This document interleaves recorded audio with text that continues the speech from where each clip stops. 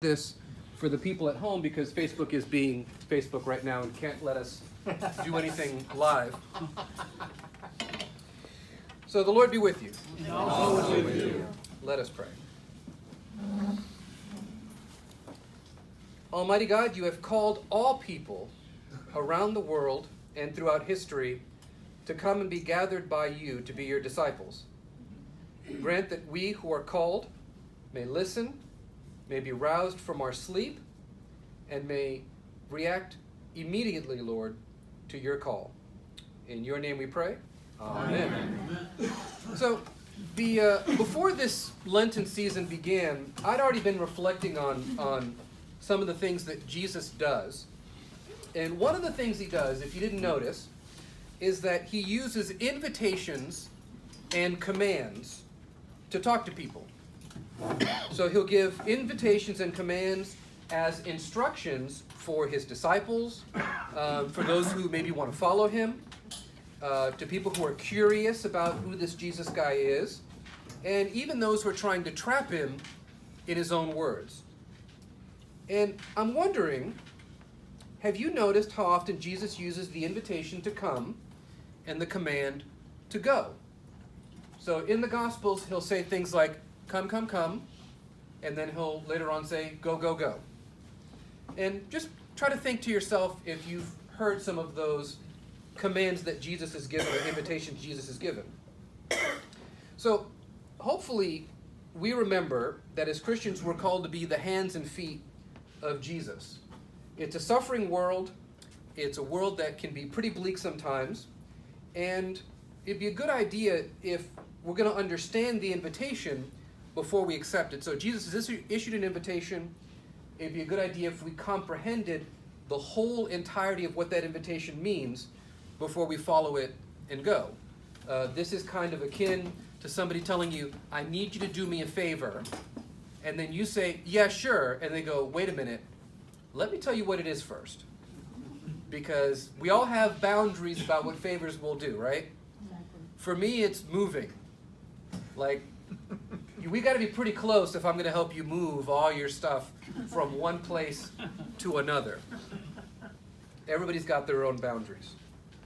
So during this Lenten season, I want to echo some of Jesus' invitations and commands so that we can be drawn closer to him and we can kind of examine these invitations and commands together so that we can be on this Lenten journey in a real substantial way. So we've talked about Lent being a journey, right? And for those of you who read the Envoy article, I kind of mentioned that for me, this Lent is a little bit different because I'm actually preparing to go on a pilgrimage. I'm going to go do the pilgrimage of St. James, and for those of you who don't know, St. James, one of the 12 apostles, was believed to have gone through Spain, and his bones are in this church of Santiago de Compostela. And so for more than 1,000 years, people have gone down and try to follow the route that he may have followed through Spain to get to this church as part of a pilgrimage. And what's interesting is the reasons people go. Back then, people went because they wanted to take some years off of their sins or to do something dramatic and bold for the Lord. St. Francis of Assisi walked it. But now, today, thousands and thousands of people who have no religious affiliation, who may not even be Christian, go just because it's either a spiritual experience or they're challenging themselves. I had to laugh because a few people walked up to me and said, are you sure you want to do this? You know it's going to be walking, right? And I don't ever really see you exercise. I reassured them that I was not following the same path as a previous priest of this parish, Father Russell, who was having a conversation with me, and he said, you know, Father Alex, you're going to walk during the day, you're going to come to the end, and you're just going to fall into your bed and be done. And I said, wow, that really seems extreme. You know, I mean, I plan on kind of coming into town, relaxing a little bit, seeing what the sights are. And I asked him, how many kilometers did you cover in a day? He said, oh, we covered like 32 kilometers. I said, whoa. We're walking 9 kilometers a day. You know, big difference here, big difference. We'll have time to have some wine in the afternoon. And so, we talk about Lent being a journey, and I wonder if we remember what a journey involves. I remember fondly what it was like to travel before I had children. And then reflecting on what it is to travel now. And I'm not sure if it was worse when they were babies or worse than now. Because, when they were infants, you had to have the infant carrier, the playpen, and this, and 2 diaper bags, and the whole, you didn't have time you didn't have room for your own suitcase. You just wore your own clothes for the week, right? Now, they talk during the trip. And bite, and kick, and punch. Are we there yet? Are we there yet? Exactly. No, we're never going to be there. Never. So needless to say, it's much more complicated now than it was before. But anytime we're planning a trip, and you guys have ever planned a trip, you've asked yourself certain questions, be it for business or pleasure. You're asking yourself questions as you plan.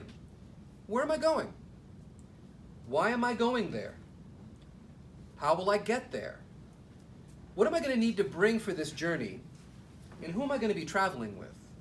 Because you see, all of those questions are going to determine choices that we make. If I'm going to Alaska, I'm bringing a different wardrobe than I'm going to Cancun.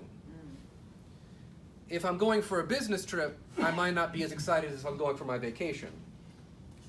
If I'm driving, that might be good, but maybe I prefer flying. What am I going to need to bring for this journey? I have an aunt, she's my father's cousin, and I have to laugh every time I see her because I can only think of one story. She would come from the Dominican Republic with a suitcase this tall and this wide. And have you ever seen the cartoon movie of The Sword and the Stone, where Merlin has this bag and he reaches into the bag and he can put anything out, like Mary Poppins? Yeah. Like Mary Poppins reaches into the bag and you can pull. She had everything in that bag.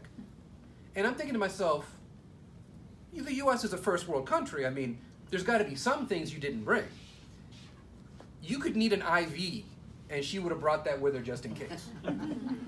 Any kind of medicine or any kind of thing she needs, oh, I've got that right here. So what am I going to need to bring for this journey, and who am I going to be traveling with? Couples don't always travel well together. Sometimes friends don't always travel well together. On this pilgrimage, I'm going to be traveling with 3 other people, 2 of which I've never traveled with before, Deacon Chester and his friend Richard. I've traveled a little bit with Father Dan, but now I'm going to be going on a 9-hour flight with him, and he doesn't like to fly. So he's going to be holding my hand for 9 hours.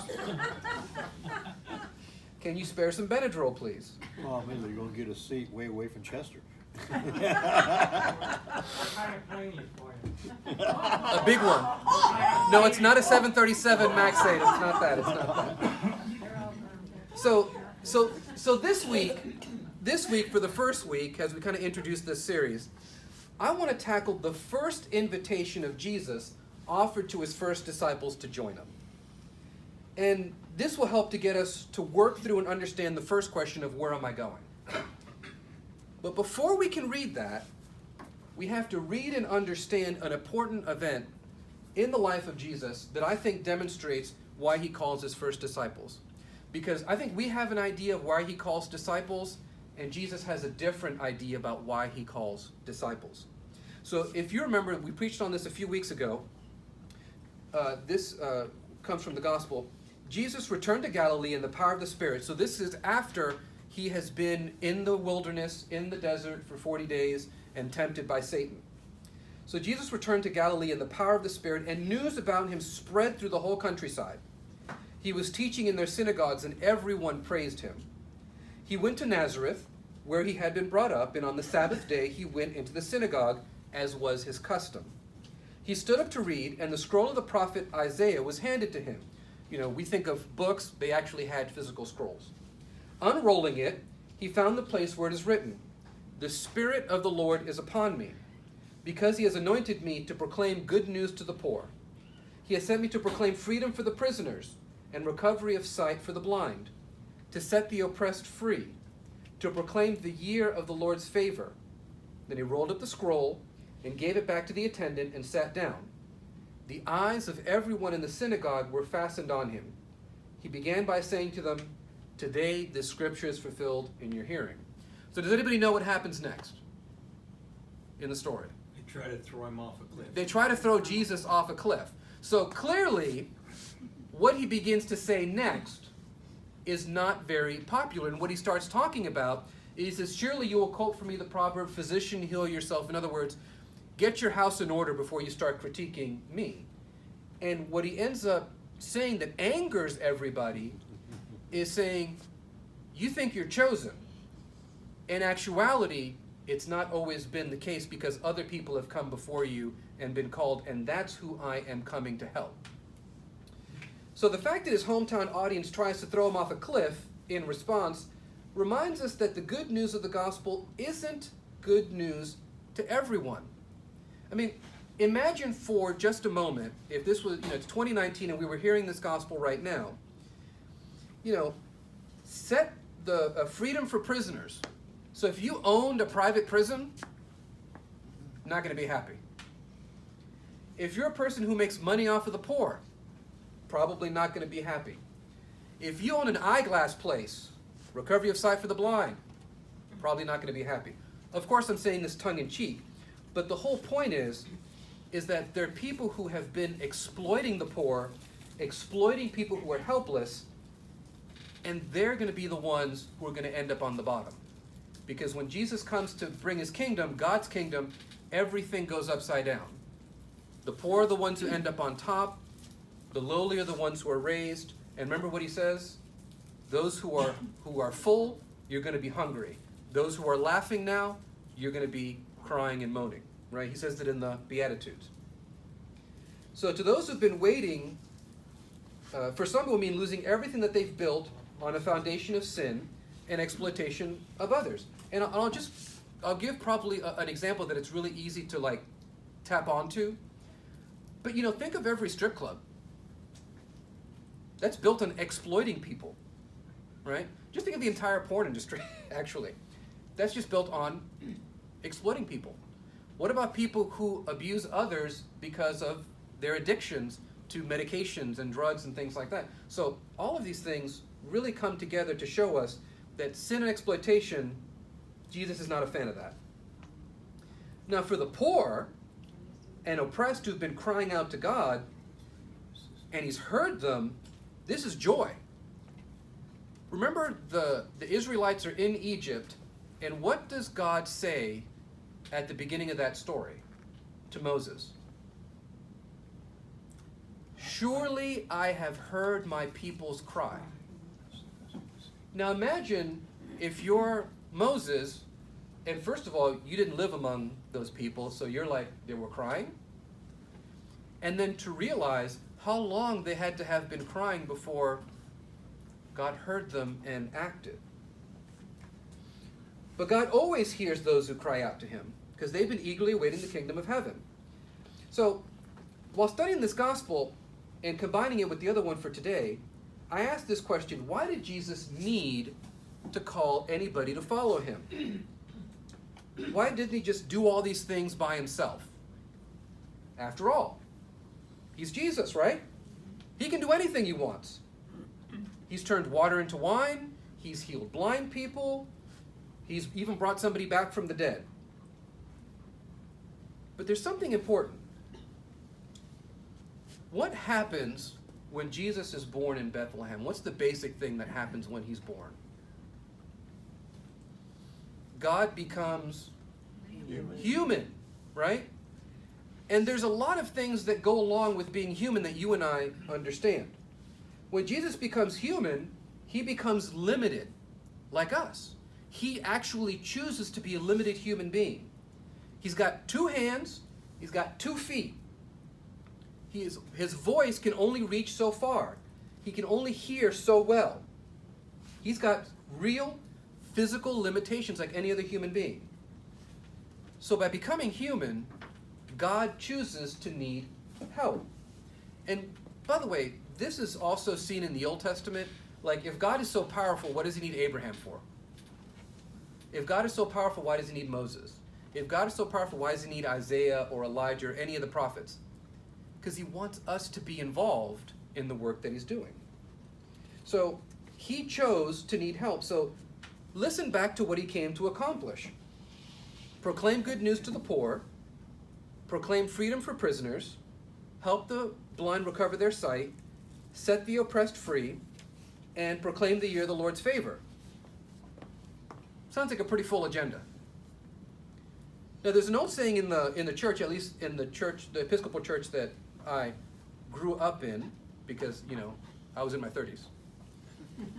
And the British priest there said, "Many hands make light work." Right? You all hear that one? Yeah. Right? And it's true. Jesus has an enormous task that he needs to accomplish. And in many cases, just like today, the more people helping, the quicker the job gets done. Obviously, that's not every task. If you have 50 people trying to wash one plate, that's not good. But if we're cleaning up tonight and 10 people help, that's easier than Miss Shirley doing it by herself, right? Which I know that would never happen. I'm just giving the example. So Jesus decides he needs to go out and begin calling those extra hands and feet. He begins to look for those extensions of his body so they can carry his voice and power farther than he can on his own. And I can't stress how important it is that we understand the call of the first disciples in light of why Jesus came.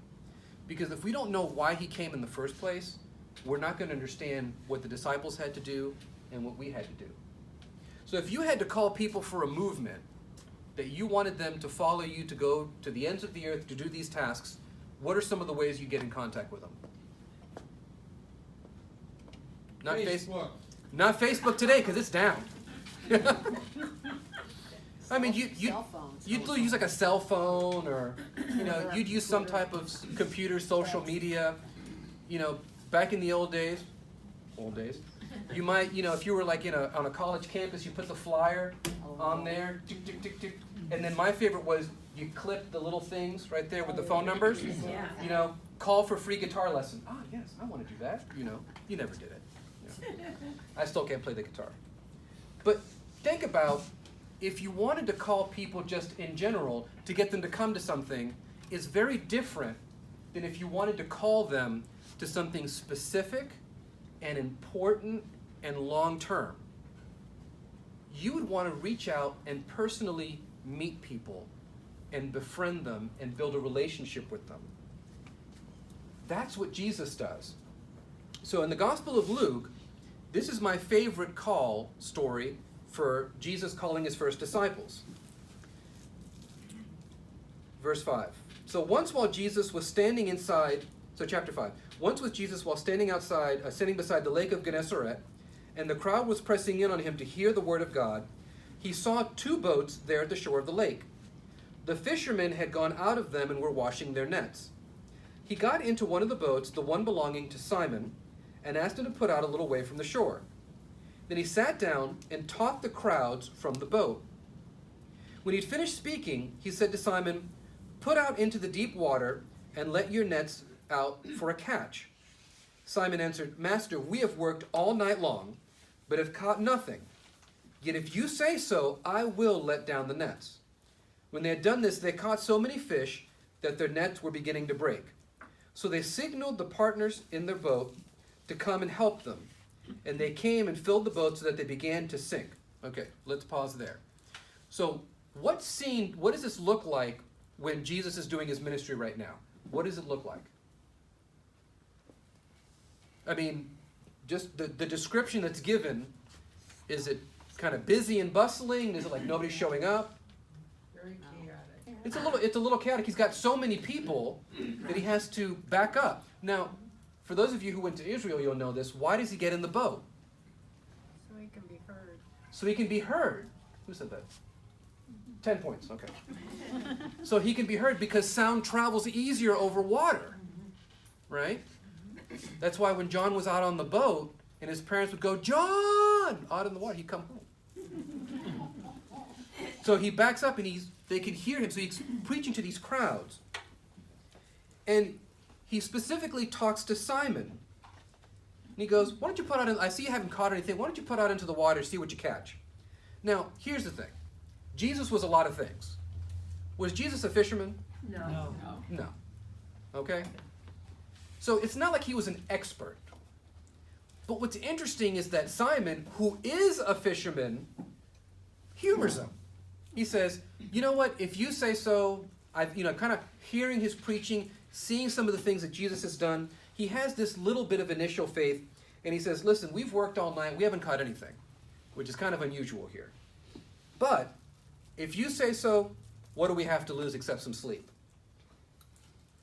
And Jesus uses that moment to transform Simon. Because Simon sees this amazing sign of all these fish so much that they nearly destroy the boats. Verse 8. But when Simon saw this, he fell down at Jesus' knees, saying, go away from me, Lord, for I am a sinful man. For he and all who were with him were amazed at the catch of fish that they had taken. And so also were James and John, sons of Zebedee, who were partners with Simon. Then Jesus said to Simon, do not be afraid. From now on you will be catching people. When they had brought their boats to shore, they left everything and followed him. So Peter's reaction is what? Belief. Amazement. Shame. Recognition. A sense of not being worthy. Sense of not being worthy, recognition. One of the things that, if you notice, there's a theme when people meet God face to face. One of the first things they want to do is run away. When people hear God or are called by God, one of the first things they do is they go, they're tongue-tied, they don't know what to do. Or they're so scared they have to turn away. And here, I think Peter exemplifies the reaction that many of us have when we're confronted with how wonderful and powerful God is. I don't know if I want to be near that. I might mess it up. I'm not worthy. You don't really want me. But what does Jesus say? Do not be afraid. He doesn't say, I'm not worried about your sins. He just says, don't be afraid. So Peter and the others had seen the power of Jesus firsthand, and it may have been a small miracle in comparison to the others that he was doing, but it was still big enough to get their attention. Peter's reaction is a lot of the same reaction that people have when they encounter God. Fear. Fear of God's glory, of his power. Fear that we aren't worthy to stand in his presence. But before he invites Peter, Jesus calms Peter's fears. Don't be afraid. Don't worry. If you remember a few weeks ago, I said that Jesus' primary concern isn't our past. He's concerned about our future.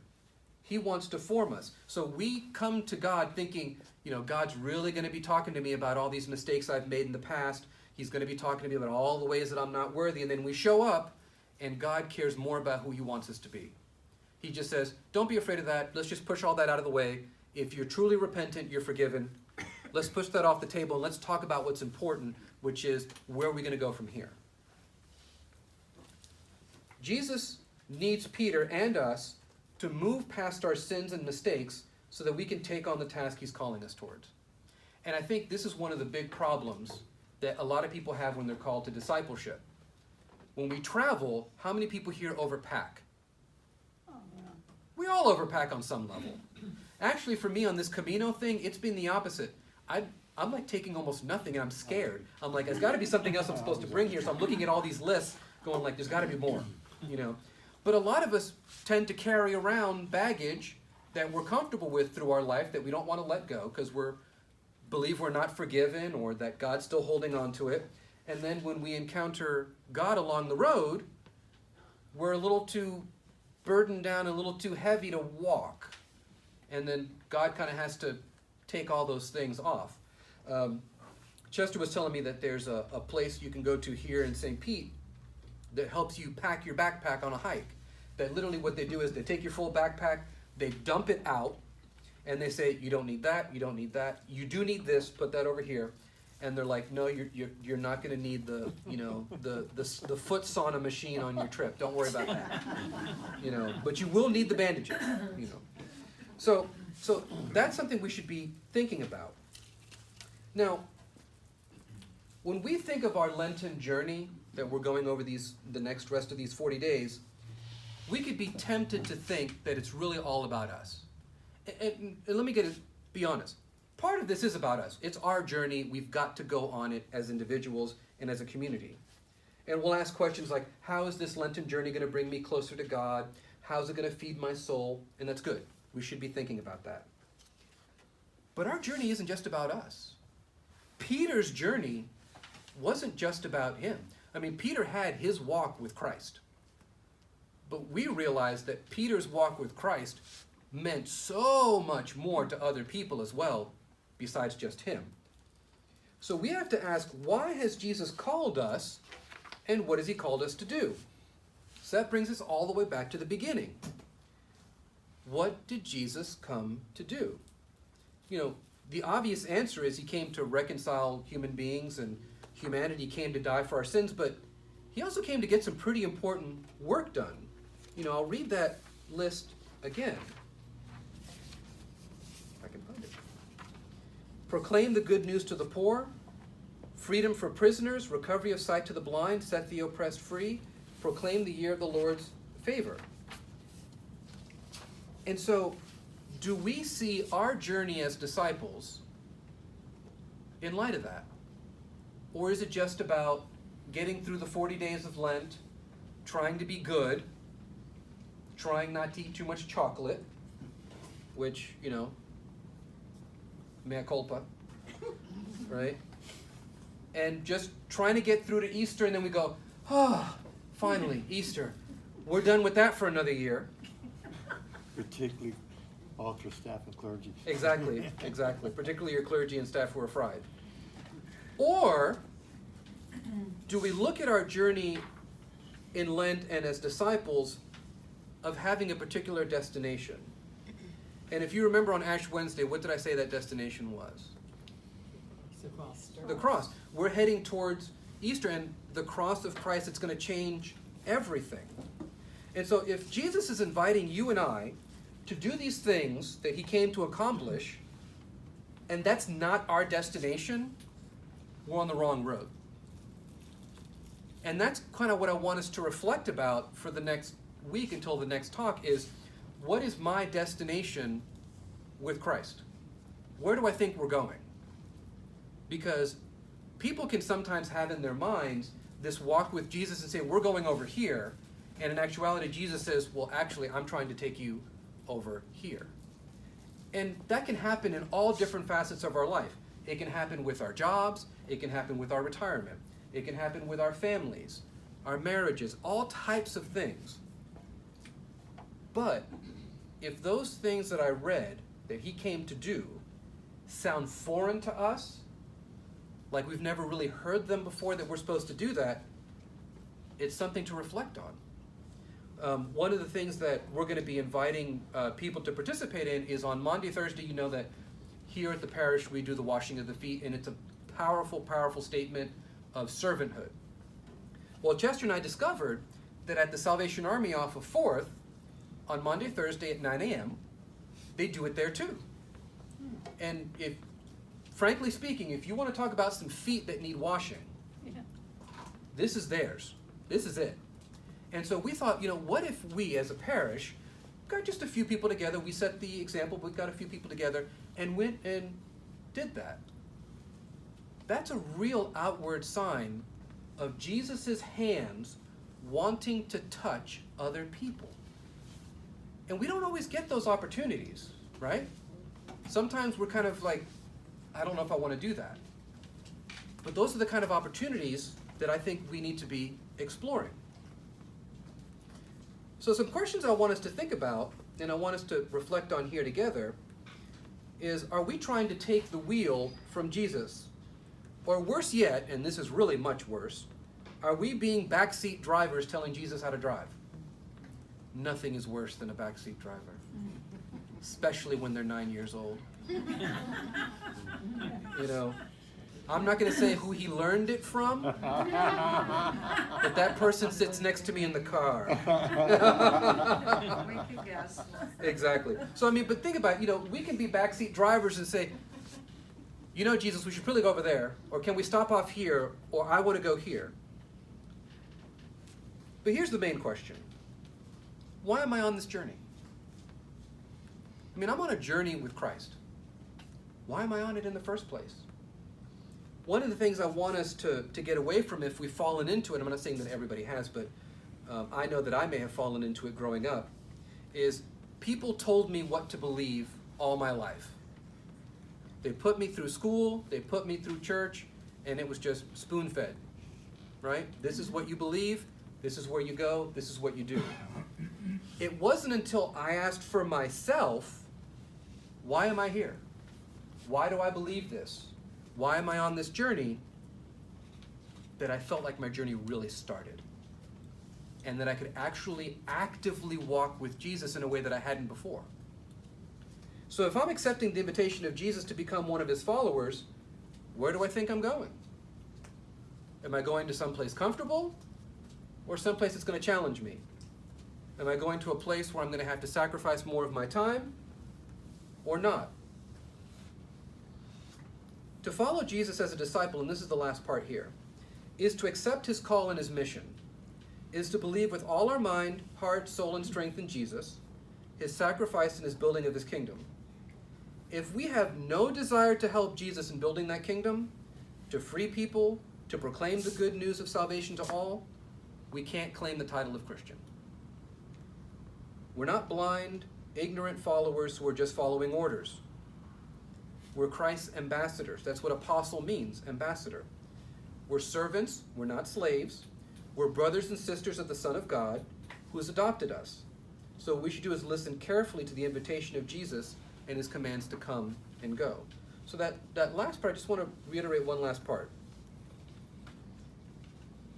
Jesus says we have an inheritance, right? Because we're part of God's family. So being part of a family can often mean there's certain things that your family does. Like the family business. Who here had a family business growing up? Tony, I don't want to know about yours. Sorry, it's too easy. Sorry. But for example, in my family, in my family, there had been a couple of people who'd finally gone to college, and my uncle was a lawyer. I was supposed to be a lawyer. I was going to go to law school and then, maybe go into politics or something like that. That was like the family business. Man, did I disappoint people. Right? You did not. And then I look at it now, and my hope, my prayer is actually that my kids don't follow the family business. Unless they absolutely feel called to it. They don't feel any obligation from me to say, well, I was clergy, you need to be clergy, because that's not the way it works. It's a call that comes from within you. And so that's the thing. If we're not willing to be part of the business, the family business, and be part of the family, we can't claim the inheritance. And so I want to kind of turn this over to you for the last part of our discussion here, is where do we think we're going? Where do you think you're going in your journey with Christ?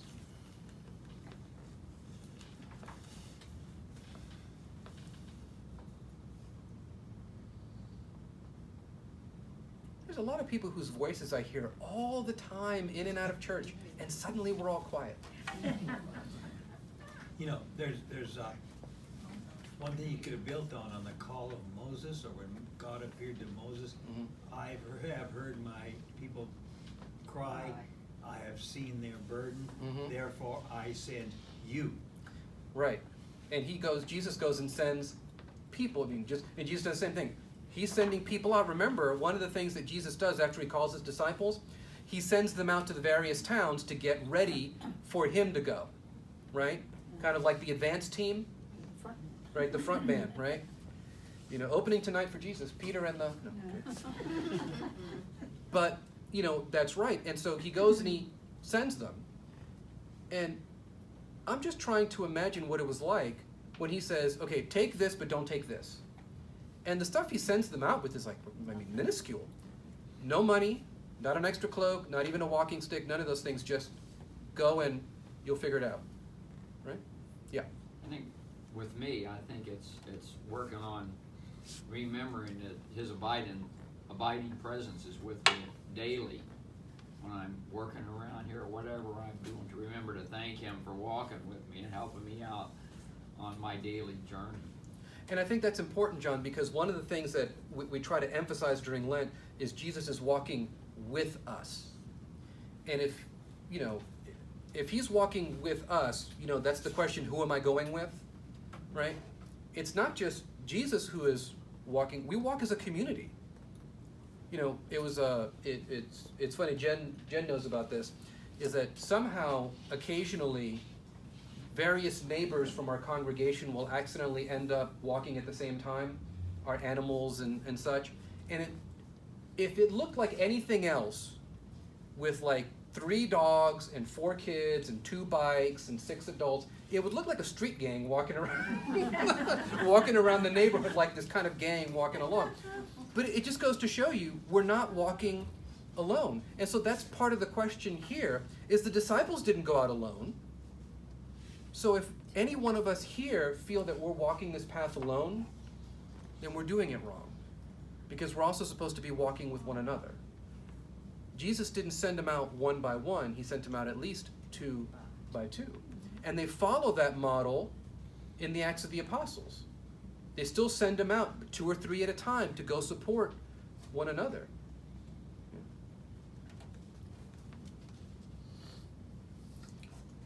So what are some of the things you're bringing on your journey? Kind of a preview for next week. Bible, definitely. Okay. Daily readings. Daily readings, okay. So the Word of God, okay. BCP, my DOR, my that's a few and fast. So you've got a bag, is what you're saying. Yeah. Okay. So Harold is taking many reference books. Open expectations. Open expectations. Just an open mind. Open mind. Yeah. Looking for where he wants me to go. Yeah. I mean, one of the things that we'll say is, where am I going? We don't always have to figure out where we're going. It's kind of one foot in front of the other and see where we're headed. For the Christian who's trying to be sincerely loving and serving their neighbor and God, just pick a road. You'll get to where you're going. If you've got that in your heart and you've got the cross in the distance and you know where you're going, don't worry. I'm not saying you're not going to trip over a log. I'm just saying, you're in the right direction. So who here has ever felt a deep sense of call, like Christ is calling them? Okay, what's that like? Joyous. It's more than joyous. Okay, well, why is it more than joyous? I see things happen. I have it in my head. I hear, I want to say I hear voices, but if I follow, and I've done this all my life, and I started early with a calling for being a nurse. Mm-hmm. And when you just let it happen, it's so overwhelmingly awesome. I mean, things happen bigger and better than what you even have started out to accomplish. And that's important. I like the fact that you included your vocation in there as a nurse, because I think when we think of being called by Christ, it's sometimes just mission field. Do something. When Jesus picked people who had jobs, I mean, sometimes he told them to leave that job, like in the case today, the fishermen just left everything. But John and I have had conversations about this. A lot of their skills as fishermen came in handy in their work as disciples, right? I'm sure Matthew's, work with money came in handy for the disciples. So, our vocations are the ways in which we interact with the world. And so the skills that we have is what God wants to use to get his work done. And that's why he needs so many different kinds of people. So for somebody to say, and I've heard somebody say, well, God doesn't need me. That's to say a pretty big statement. God needs everybody. He's chosen to need us. He didn't have to choose that. He chose to need us and our skills and our work and our ideas. You know, I also believe, or maybe you're saying it in different words, that there's a deep conviction that this is what you understand God to want you to do at this time. And it's part of it, because, for example, there are some people who are, like, think about a job, like, somebody give me an example of a job you would never in a million years ever want to do. Your doctor. Be a doctor, right? So there's some people who you couldn't pay them enough money to be a physician. And there's somebody else who is a physician, and that is their calling. Mm-hmm. God has given them an amazing talent to heal and to listen and to discern and to study. And that person could turn around and say, the last thing that I want to do is teach, or the last thing that I want to do is this other job. And don't we do that sometimes? You know, say, oh gosh, you know, who would want my job? Mm-hmm. You know, I know a lot of people who say that, who say, nobody would want my job. You know, I get that a lot with teachers. Yeah. You know, exactly. Well, it's so funny to compare, because I talked about when I was a teacher that I loved middle school kids, and they're like, oh my gosh, I could never handle middle school kids. I deal with elementary school kids, and I said, I would never want to deal with elementary school. So, you know, but instead of looking at the things that we wouldn't do, let's look at, all of us have been given some kind of talent. And I want to end with this because I don't want us to keep too long, but one of the things that I notice as I see people retiring and moving into retirement, there's a big concern about, now what do I do? I had this skill. Not everybody's facing that question, John. Not everybody's facing that question. John is like, why did I retire? What's with that? You know, but there's some people who they go their whole life doing a certain type of task, and then they say to themselves, now what do I do? Because I can't do the same task anymore. Does that mean that I'm not the same kind of disciple that I was before? And I tell people, you're just going to use a different set of skills to glorify God. Can I comment? Yeah, please. When I retired, which was 20 years ago, I didn't know what I was going to be doing. I had no idea. But God puts you where He wants you to be. And one of the first volunteer things that I got to do was Meals on Wheels. Mm-hmm. I was asked to go with Millie Baker to deliver Meals on Wheels, and I had no idea what I was getting into. I mean, I knew we had done this ministry for many years here at St. Vincent's, but how blessed I was, you know, when I was the one who took the meals in. I got out of the car, got the meals, and took it to the people. And I was so amazed by the love of these people who only see you once a week, and how blessed they were, which so blessed me. And I just was, I mean, Dick Coffin is another one who was doing it at the time. And I remember he and they went on a different routing than we did. And we would come back and talk about this one little lady who always blessed us, always. And that was my first encounter with dealing with people who really needed to be served. They Right. really needed that. You're the only face they see for many hours. And let me tag on to that and say, there wasn't a special skill that you needed to do that. You needed the skill of love, friendship, and desire to be a servant. If you've got those three things, there's really not a task in the church that you really can't sink your teeth into, you know, or in the world. So I just, you know, as we're talking about this for the next few weeks, the idea of where am I going, why am I going there, how am I going to get there, all those questions about being on a journey, start with that basic one of how am I interacting with God on this journey? Where am I going? Do I realize that He's with me, or have I felt like I've been walking alone this whole time? These are all wonderful questions to just kind of dig up the dirt a little bit within our soul and see where we are. Now let me ask, do you have any questions for me about what I said, or just anything in general? Yes? I sort of do, but I don't want to start anything. Wouldn't stop, it hasn't stopped you before. Yeah, well, early on, you were saying about how the poor Mm-hmm. will come up, Mm-hmm. and I start to think, because everybody look at good and evil, not poor and wealthy. Mm-hmm. Because you could have some poor that are really bad people.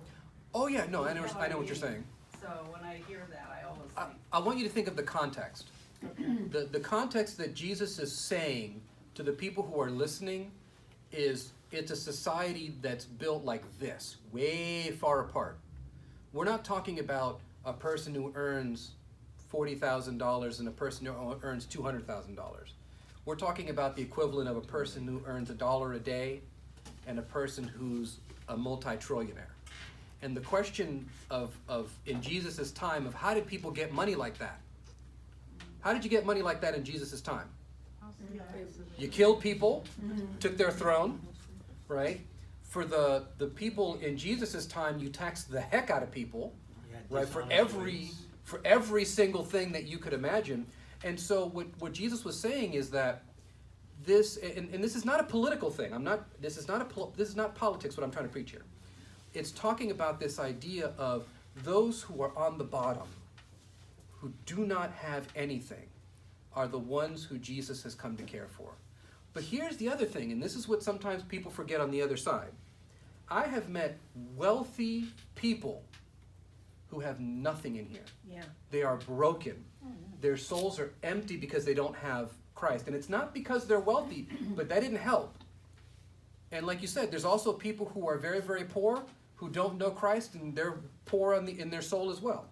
It goes both ways. But what Jesus is trying to share here is that it's a society where there's a lot of people who are prisoners who are unjustly imprisoned. There are people who have been made slaves, not like the slavery in our country, but the people who are like indentured servants who can't get out of it. All this kind of stuff. And he's saying, in the kingdom of heaven, this stuff is going to be ending. It's not going to be about how much you earn is what your status is going to be. It's how much you love is how great you're going to be. That's why, talking about Maundy, Thursday, what does Jesus demonstrate that he's willing to do for his disciples? Wash their feet, which is the sign of the lowest person on the totem pole. And then he says, now you do it to other people. So if that's his example, he's really trying to turn their world and the system that they had on its head. And so thinking about how it would be here, it's a little bit more complicated. We're not in Jerusalem, it's not our culture, but just what if maybe we loved people not based on what they could do for us? How many people ever walk into a restaurant and you're sitting there Waiting. and then somebody comes in, oh, I've got your table right here, sir. And you're like, I've been waiting too. Oh, well, he's got a special table. What if we didn't treat people differently because they were wealthy or not? Or they were powerful or not?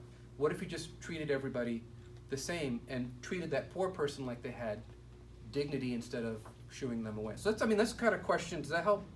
yeah, so when you said poor, then I'm thinking, are you really saying oppressed and not money-wise poor? It can be both. Poor can be. I'm saying, but think of the context of Jesus' time, living under Roman rule. Yeah. They are literally oppressed by a foreign power that is crushing them underneath their sandals. There. And no, that did not stir up trouble. I think there's also that each person has a different calling. Oh yes. Because there's many different Paul says parts that. of the body. Mm-hmm. Yeah, it's like what I've always said. There's different parts of the body. All the parts of the body are useful. I just try to warn people. Don't assume you're an eye or an ear. Maybe assume just to start off that you're like the pinky nail, so we don't get too prideful. My friend really brought it home for me. He said, Alex, a lot of times we think we're like the mouth or the brain, and we're just the toe jam.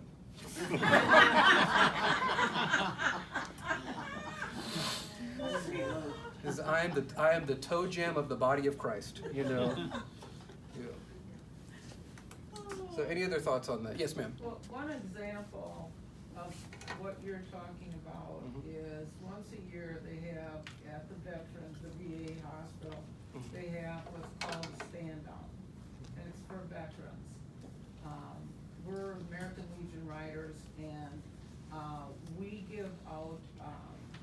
surplus, Army surplus to homeless vets. They have to register, they have to have a wristband, and we give them boots, we give them sleeping bags, we give them air mattresses, Yeah.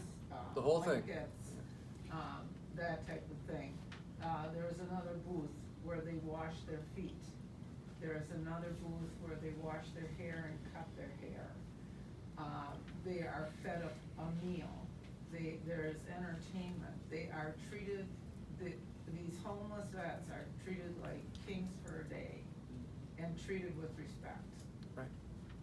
And that's the whole point. I worked I helped run a food pantry at the previous parish, and one of the things that I noticed, and I called it out to emphasize that it was good.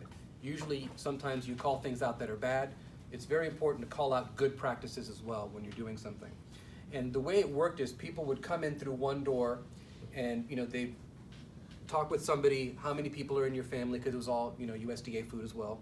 And then they'd come in here and they'd receive bags of food, and then somebody would help with a little cart to walk them to their car. And what I noticed from all the volunteers is that they always looked the person in the eye, and they said hello, and they tried to have a little conversation with them. And I said, thank you. Because some of these people come in and they're miserable. They've been walking all day, they're hot, and they go to places and they turn them away. They're not even homeless. Some of them are just kind of poor families, and they just get turned away from things. And this could be some of the only positive conversation that they have that day, and you did it. Because of dignity. You showed them dignity. You know what, I mean, when I think about, it's like what Shirley said when she delivered Meals on Wheels. Jesus said, whatever you do for others, To the least of my people, yeah. you do for me. And so it's like, where did you see me hungry and gave me food, and so on. So when you encounter someone like Shirley and that lady, or there was people, I mean, they were looking, Shirley was the face of Jesus Christ for them. And they were the face of Jesus Christ for her. Right. And so that's what, I mean, at the end of the day, you ask yourself, where did I meet Jesus today? Right. And how did you treat him? And And one of the things that I spoke on this before, and I'll probably be talking about it again another time, is one of the problems that we have is we've got to retrain our eyes, right? There was a discussion that was going on in kind of like a major metropolitan city where they were saying, I don't see any of the homeless people around here. And they were like, are you serious? They're everywhere. These people who are going through unfortunate times are everywhere. Maybe your car's going too fast. Or maybe you don't see them because you're going in and out of a store and you've tuned them out.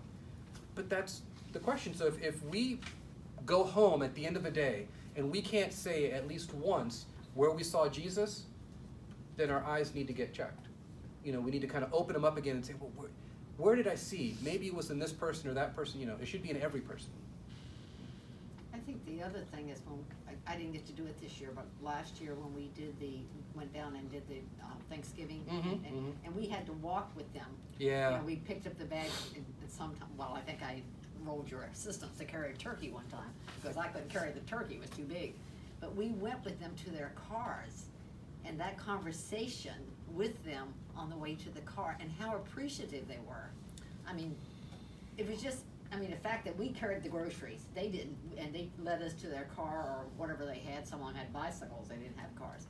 But the conversation that you had with them, and they were not particularly street people. No. They were people who the husbands had lost their job, or they had Living on the edge. And one of them had 6 kids. It's just amazed me how they wanted to talk to you. They wanted to share with you how appreciative they were that this was being done for them, and how much it was blessing them. And it had blessed us because we were the ones who were taking it for them. The one that really got me on that day was this young lady and I got paired together, and we walked, and we thought, okay, we're just walking to the car. Yeah, but you walked 2 blocks. No, the woman lived across the street in the low-income apartments? apartment complex across the street. So we walk in and we get in the elevator, and I'm going, where are we going? And we go down this long hallway, like out of The Shining, you know. You know, and you know, one of the things that helps when we make contact with people, and we kind of get a little bit into where their life is, things stop being abstract and they become real. And I have seen how some people who live alone, who have trouble taking care of themselves, live. And when we opened the door and we saw this woman, and her house was not like a hoarder's house, but it was on the way. You know, you could tell she was having trouble keeping up. And she says, just put it on the kitchen. And I just had this deep desire to do her dishes. Because I'm just thinking to myself, you need help. Right.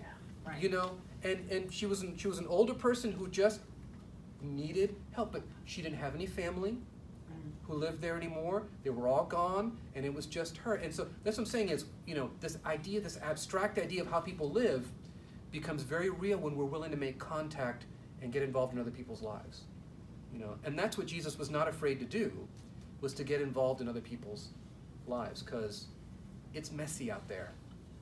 I'm not talking about getting overly involved, but sometimes we're afraid to just even go near the mess.